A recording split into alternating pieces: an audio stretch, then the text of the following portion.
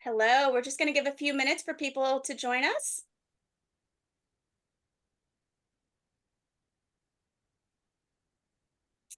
All right. Good morning, good afternoon, and good evening, depending on where you are in the world.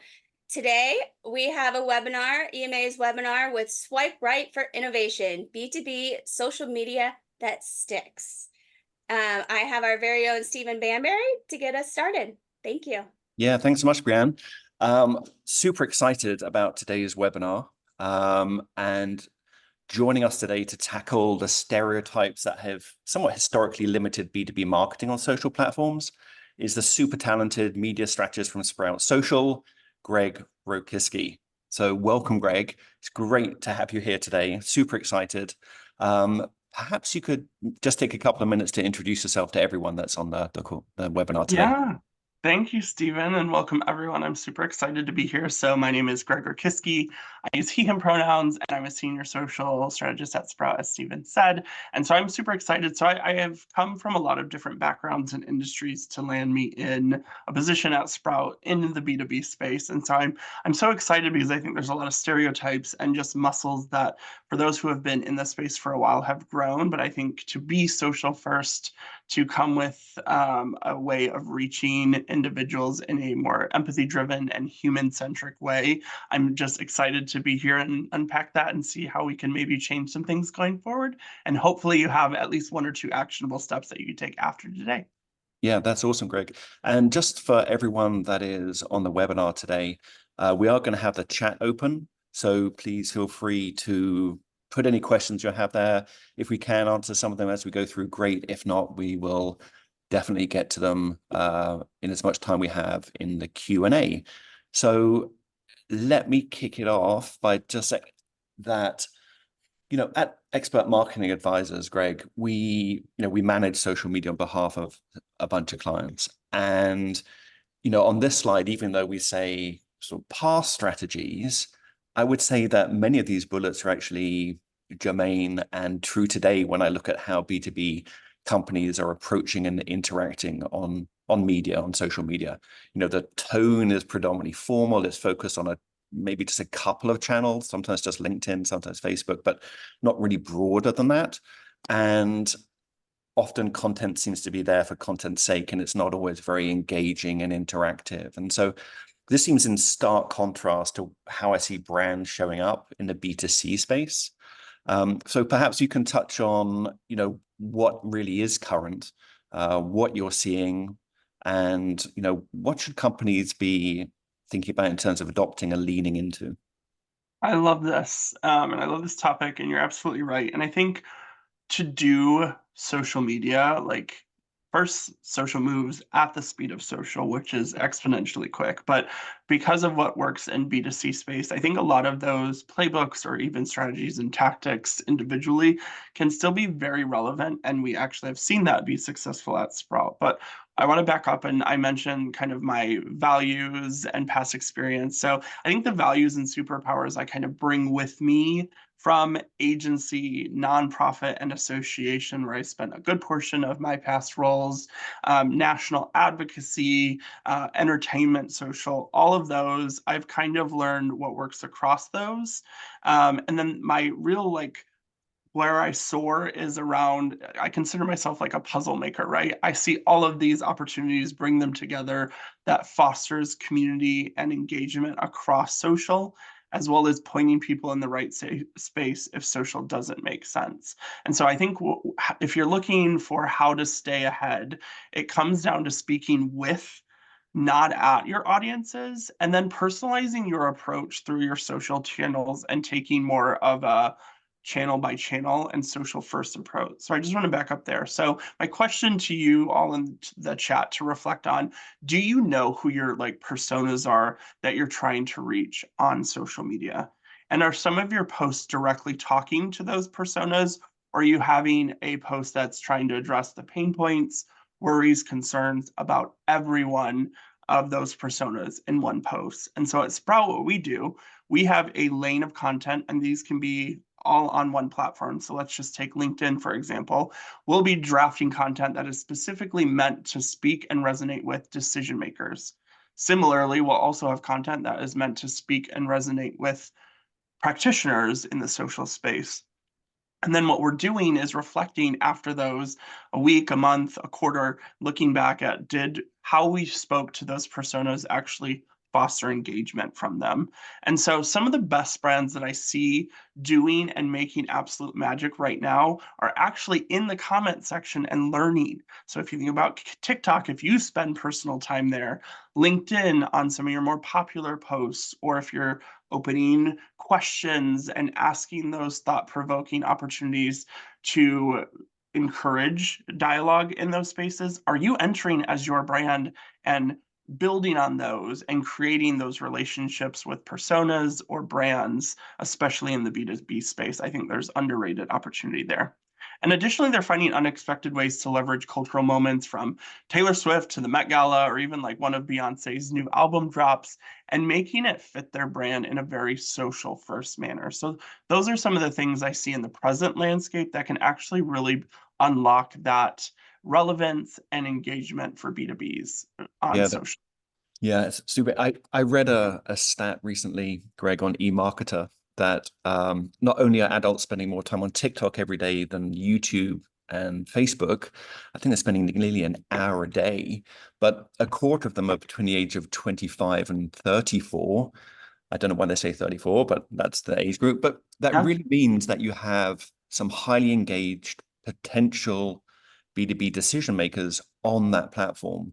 So, definitely, when you talk about TikTok, and we'll get on to on the next slide, and the cultural moment that is Travis and Taylor. So, when I think of memes or cultural moments like this example, Yeah. which you touched upon, I suspect one of the first, and one of my reactions, when I first saw this, was, as a B2B marketer, how is this relevant to me and B2B marketing? So maybe you can tell me why I should be really paying attention to leveraging this type of moment. Yeah, absolutely. So this actually, like, just seeing this meme, it opens up so many ideas just looking at this.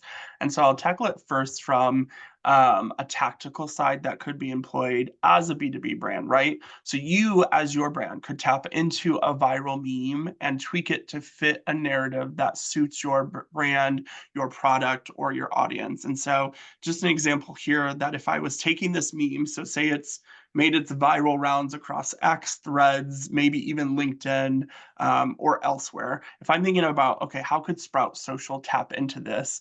Is maybe a caption could be the social team whispering to leadership about the power of social data and ROI to the entire business.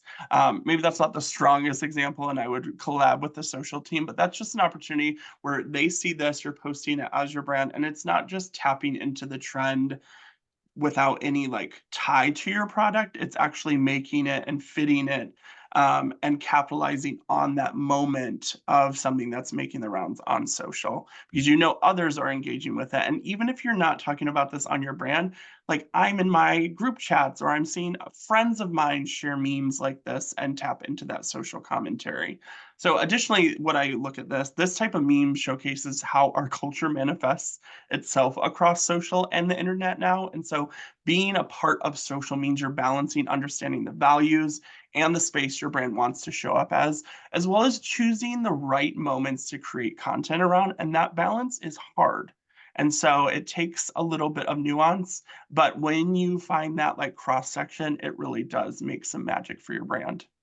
I think you termed the phrase, or at least I'll attribute it to you, Greg, of memology or memology. Yes, I don't know if I may. Let's make memology happen, folks.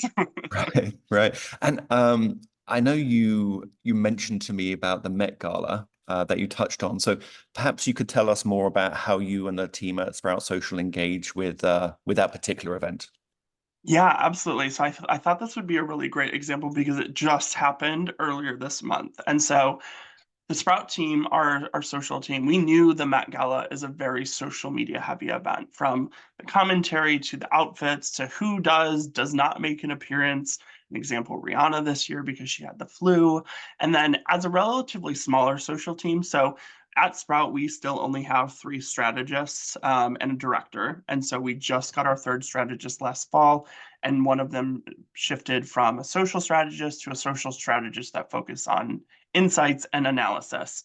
So we leaned on the power of broader like staff within Sprout Social via some of our Slack channels to brainstorm. And in that thread, so we were like, we want to tap into the Met Gala. Do you have an opportunity for us? Someone suggested to do a roundup of top outfits and celebs, but make them Sprout features. And so as you're seeing this scroll through, we acted quickly, but also gave us a little bit time to plan through that proactivity. We superimpose some of the UI of Sprout features on different outfits. And you see through some of these comments that they appreciated just the wittiness there, but also optimal send time. And so really trying to make it fit the moment, but also true to Sprout as a product. And we not only published what you see on screen, but we also did a carousel on our Instagram page, as well as a complimentary video on our TikTok.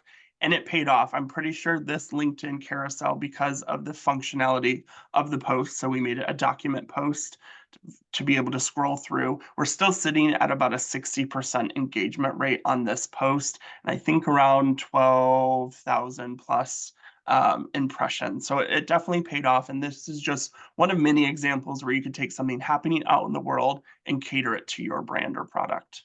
Yeah, I was going to touch on, and I think we get to this in the next slide, is just sort of on that engagement and that, things don't, oh, sorry, that just came up. It's a build.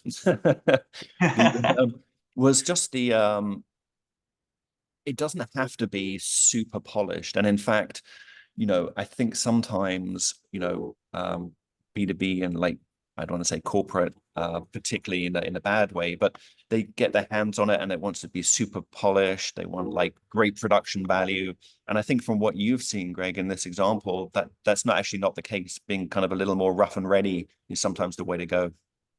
Yeah, so I would call this a very good example of being lo-fi and social first. And so what you're actually looking at, and I'll talk through it in just a moment, this was actually our top posts across every single channel that Sprout owns last year. And so this was around our new AI Assist suggestions feature. And so the message we actually delivered isn't different because it relates to a product release. We're still talking about the same feature and what it unlocks for our customers. However, what we really did here was made the content to deliver that message feel like it was meant and made for Instagram Reels. And so whether we can thank TikTok, Reels, or just because the sheer speed at which social moves, it allows us to move quicker. And so we'll sometimes even repurpose some of these videos on LinkedIn.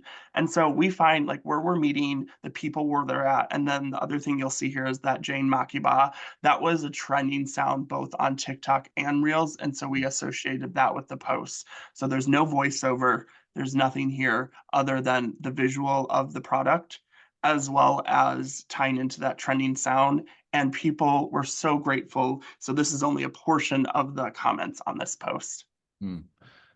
Oh, great. Okay, so I didn't miss a build. So, having kind of the fit for purpose content for the right channel seems super important. And it seems that a mind shift is really needed, a mindset shift in terms of, how you show up and get in that creator mode. And I think some companies, when I think of like Monday.com and Workday, have kind of embraced that creator mindset and, don't want to harp on about the Super Bowl too much, but they were running Super Bowl ads on TikTok that were pretty well received. So how should people on the webinar today be embracing and thinking about this creator mindset?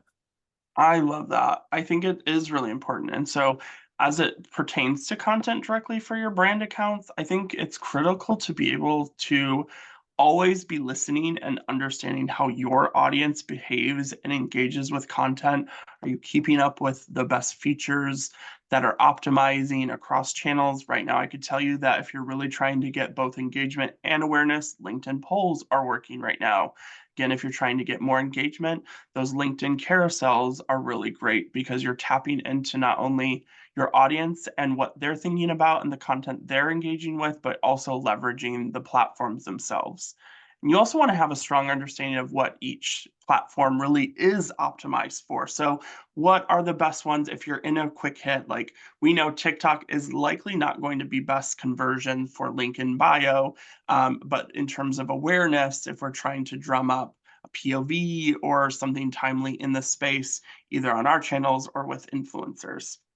And most importantly, like, and I'll hit on this again, you don't want to only be talking to your audience, but you want to be engaging and chatting with them. And even more importantly, if you're working with creators and influencers, giving them the space to create content that is true to them and their audiences, and giving them freedom that might feel a little bit uncomfortable or unexpected, but that's where you'll see success. And I'm seeing this, we could talk about any industry, any space. And so I really love that there's opportunity here. And even if there's more levers or hoops that you have to jump through, I still think this would be applicable.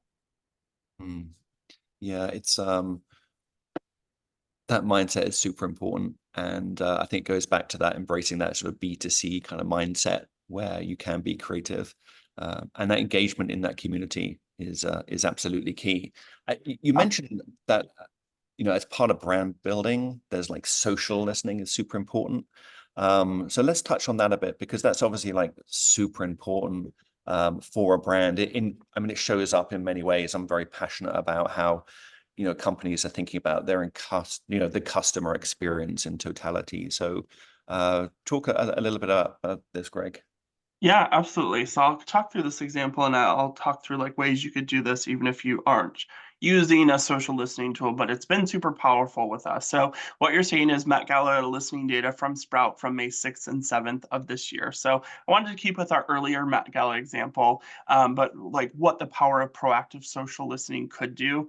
And so from this year's event alone, you'll see the Met Gala across social garnered more than 14.2 million messages, 123 million engagements, and then 61.6 billion, yes, with a B, potential impressions. And it has a largely favorable sentiment at 73% positive.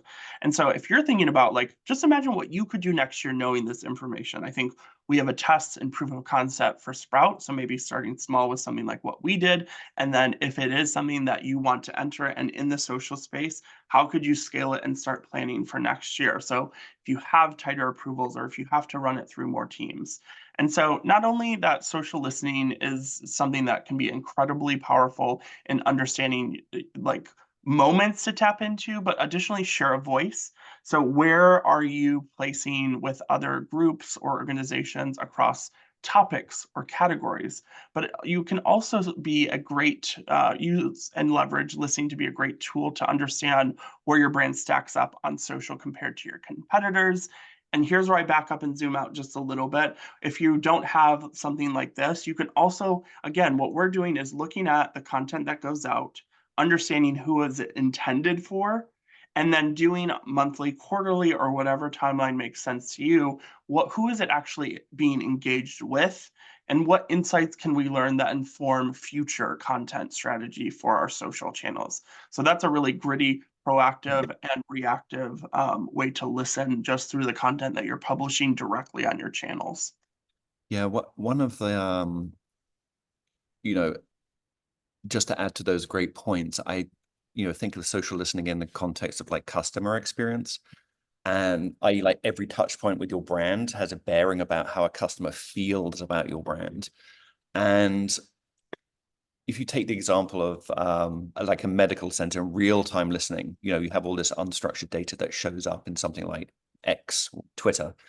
The patient experience at a medical center isn't just about meeting the doctor.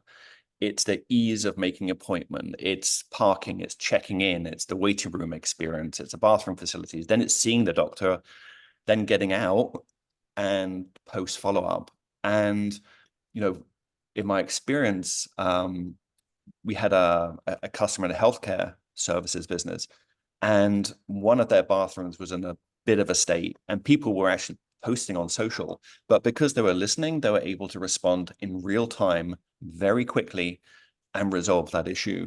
So the competitive bit, super interesting, but also if you think about it from kind of like a brand point of view, you actually have the ability to listen hear what's being said and then take action on that. So a lot of Yeah. uses around social listening, Greg.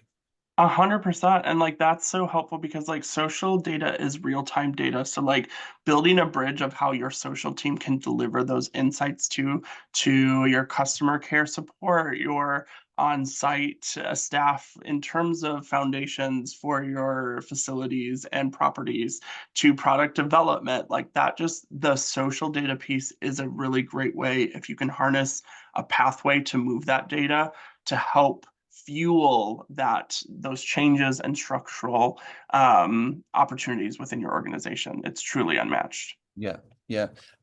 I know that recently Sprout Social published its 2024 it's a bit of a mouthful, Greg. You need to get a shorter title next time. But the Influencer Marketing Benchmarks Report for 2024. And Yes. this statistic, I know it's consumer, but it really stood out to me. So, what should the takeaway be for B2B marketers when you think about influencers or perhaps trusted advisors? Yeah, I mean, like this is like one thing like I still think that tells us the behavior of the people we're still trying to reach on social, right? Like people that work in the organizations that we're trying to reach as B2B brands, like they're still behaving in these ways and it has impact. So this is the first type of stat that I would feel empowered and quickly take to leadership to make the case for building out like some sort of influencer and creator program. We have one. I drive it at Sprout Social in the B2B space. And like not only this, there's another stat in the report that says that 86% of those that make a purchase within a year, so 49% once a month, but at least 86% of people make an influenced driven purchase every year.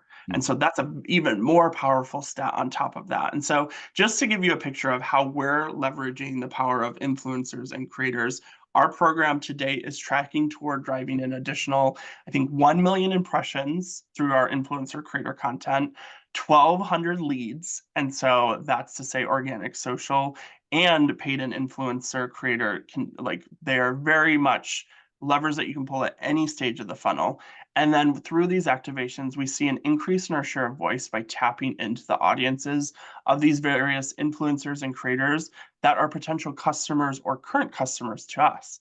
And so think of not only influencers and creators as those who fit the mold, but think of your staff through employee advocacy programs, as well as current or prospective customers as influencers as well. Yeah. More than 1 million impressions for your programs is a pretty impressive number, as is the 1,200 leads. So, like tailoring your social strategy and plan to the business outcomes that you're trying to drive to is obviously important. And so if you want to leverage organic social to drive leads, you certainly can do that.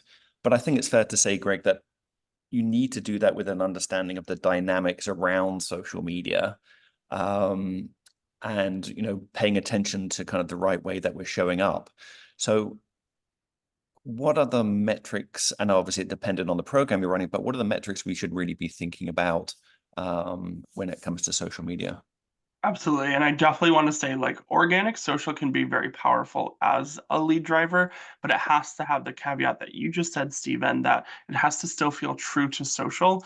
You can't be pushing out 90% of posts of links to gated assets, asking them to do or sign up for something. So you still have to have some that drive more awareness or engagement. So how we tackle metrics on the Sprout Social team, we're looking at metrics that are more discovery or driving awareness and reaching new audiences, so very top of funnel, as well as resonance throughout the funnel. And resonance to us is fostering engagement, so driving conversations, getting reactions, and how is that sticking with certain personas that we're trying to reach.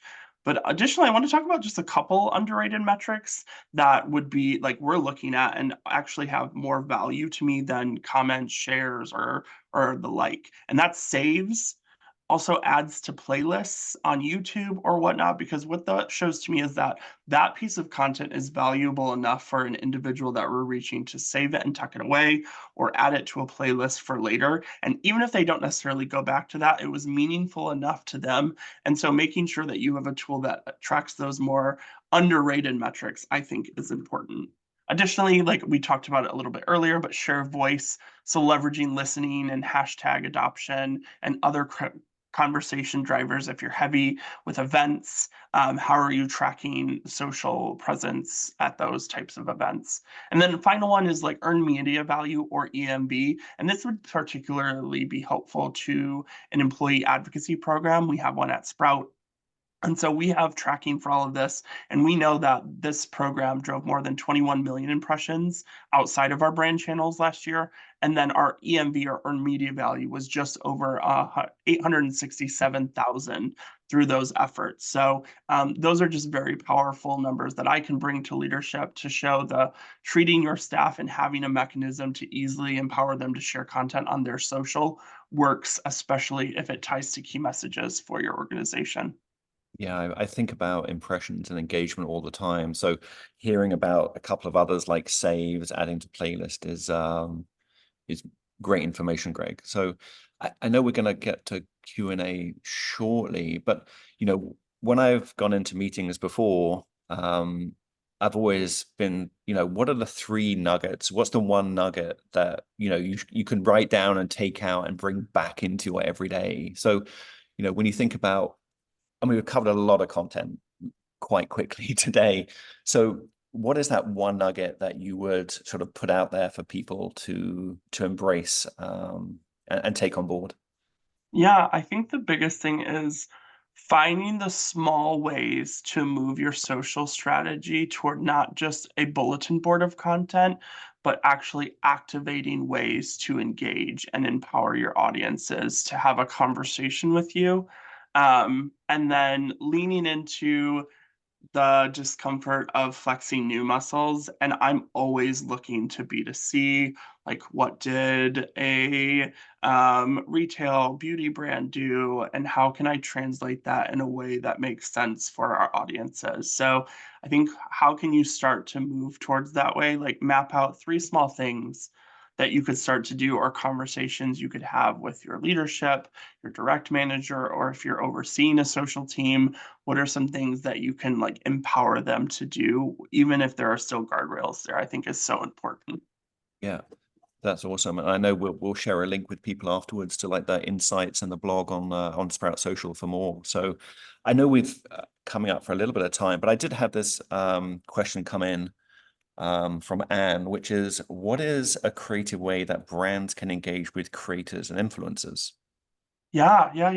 I think one of the ones that we did that worked really well. So we sponsor obviously some events that we go to, but those are limited, right? And there are other events that we don't have resourcing or bandwidth to send people to. One of the examples this year was Adweek's social media event. So you can imagine that's a very ripe event with audiences that Sprout would want to get in front of, including Sprout customers.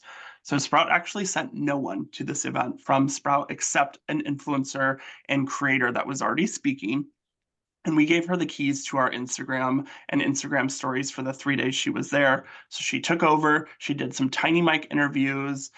We gave her the space to create. And so we got engagements from the VP of social at National Geographic. We had an interview with Fonz, who is the CEO of the Spill social media app. And engagements from fashion designers. And so what that did is we actually got some chatter to the social team from sales. It was a salesperson who said, "Oh wow, I just got this email from a customer that Sprout has a really great presence here." And so if you think about where I started with that, is like Sprout had no actual staff at this event, but we're able to create that buzz, partnering with the right influencer and creator, and we got incredible content post event. We actually posted one of her tiny mic interviews on our TikTok just last week, and it's now our top performing TikTok ever on that channel with more than 12,000 views. And so we didn't do anything fancy. It was her just sitting down with the head of social from Sweet Green and tapping into that. So we essentially gave them a stage, lifted them up, and let them did what they do best, is create content. Yeah. We've got one in the chat from Angie, and her question is really around if you are, representing a more formal brand like a financial institution or banking or legal, for example. What are some of the approaches that would be applicable there, do you think? Yeah, I love that. So I actually work on a lot of like verticalized content where we work with either, I think healthcare would be another one. I see a lot of like parallels between healthcare and financial services. And so while there's definitely more regulations there, Dr. Mike is one of my favorite medical influencers and creators. And if you're not following him on Instagram, he talks about how to do what we're doing in B2B, but for healthcare, or um, there's a financial influencer and creator that partners with SoFi, and she does a lot of content around like if you're in a regulated industry like those. I would also recommend and shamelessly plug a lot of Sprouts resources. We have a whole online community called the Arboretum. We're doing peer industry groups for those in regulated industries. And so I would say that while I'm not the full-on expert on HIPAA, using and making sure that you use the right tools that unlock and pass whatever regulations you need to do and protect that data is one of the paramount things, and doing your research there. But there's definitely a way to create content, use and leverage like the voices of your audiences into that. And so Sprout, our Insights blog, we release actually a lot of verticalized content, and we're actually pushing out on Sprout's channels every once in a while to be able to talk to those individuals. So another one here, like nonprofit, public sector, like government agencies.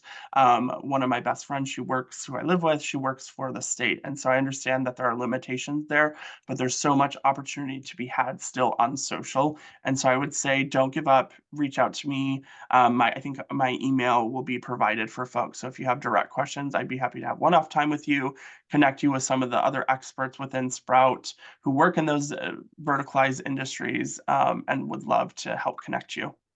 Yeah, that's great. I know we're at top of the time, and Rena was asking, is this all organic or is there some paid as well through social in order to drive this?